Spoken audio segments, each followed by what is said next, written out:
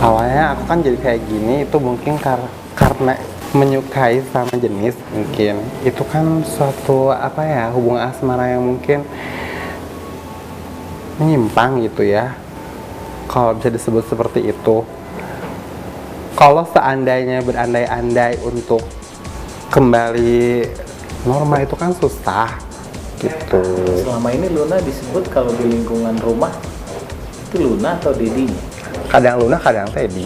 Ibu udah memanggil Udah tahu. Luna gitu? Iya. Nggak Teddy lagi? Ya kadang-kadang Luna, kadang Teddy. Itu ketika memang berbeda-beda tampilannya atau? Enggak, kadang ketika sikonnya lagi bercanda. Bercanda itu dipanggilnya Teddy? Luna.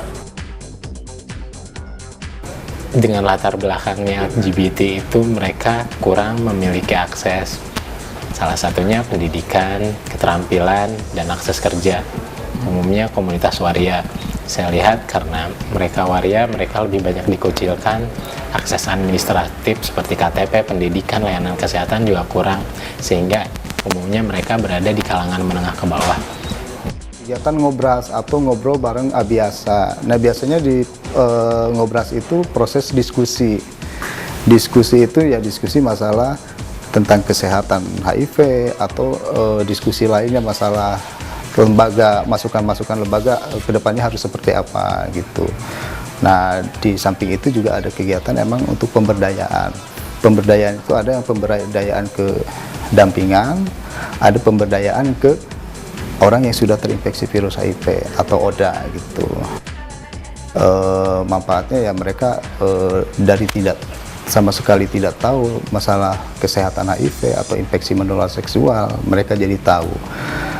Sebagian dari mereka malah jadi istilahnya jadi penyambung lagi ke teman-temannya gitu.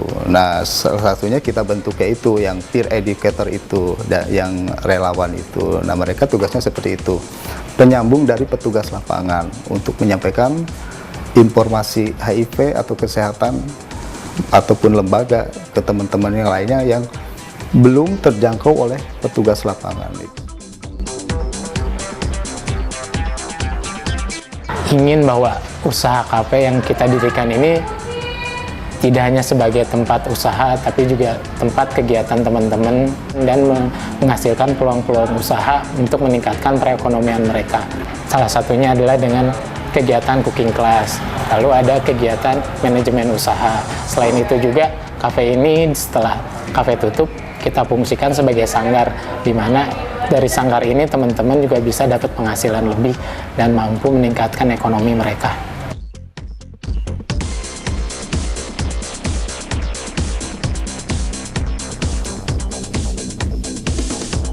Buletin yang dulu kita punya itu namanya Kamu, dan untuk program, dan itu waktu itu programnya untuk pencegahan penanggulangan HIV. Dalam program PNPM Peduli ini, walaupun punya segmentasi atau pembahasan yang berbeda, lebih ke penguatan ekonomi dan pemberdayaan, tapi tetap di komunitas untuk LGBT, sehingga ya kita nggak ngubah nama buletin itu sendiri, jadi tetap Kamu aja, karena itu yang dikenal dan diketahui oleh komunitas. Pertama kali sih, selain muatan dan isi pesan yang emang kita ingin sampaikan, sebenarnya daya tarik dari buletin itu sendiri yang harus emang saya pikir jadi hal utama yang harus saya buat. Desain, gambar, terus bentuk tulisan di judul, baru setelah itu kalau namanya tulisan sih, saya sendiri belajar sih dari otodidak tulisan. Jadi saya lebih banyak belajar dari baca mengenai tulisan apa sebenarnya yang saya suka sebagai komunitas juga, tulisan apa yang teman-teman suka sebagai komunitas juga. Akhirnya oh ternyata tulisan berbentuk yang istilahnya dengan bahasa yang mudah, tidak terlalu berbahasa komunitas juga, tetapi emang bahasanya emang harus mudah aja dan gampang dipahami. Aktivitas saya sehari-hari bekerja di LSM biasa ini, jadi seorang waitress.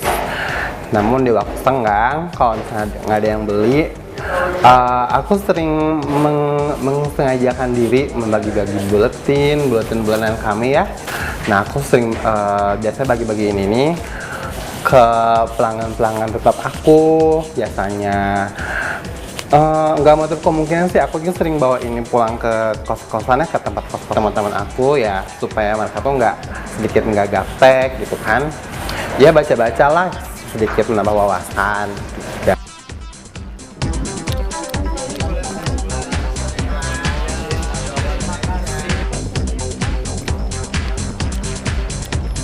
dulu biasa concern di program kesehatan terkait IMS dan HIV/AIDS. Banyak teman-teman yang dia positif, setelah positif HIV/AIDS, mereka biasanya punya masalah menjadi lebih besar, salah satunya di pekerjaan, dan dukungan lainnya.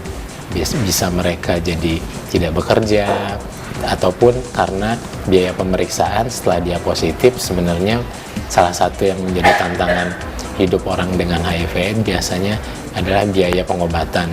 Nah, kalau saya ngelihat di sini bahwa PNPM peduli bagi kalangan LGBT, mereka dengan tingkat ekonomi yang rendah, apalagi dia harus positif juga, mungkin dengan penguatan skill di sini, hasil karya mereka bisa dijadikan sumber pendanaan mereka, selain buat akses akan pendidikan, biaya hidup sehari-hari, tapi juga buat biaya pengobatan sih.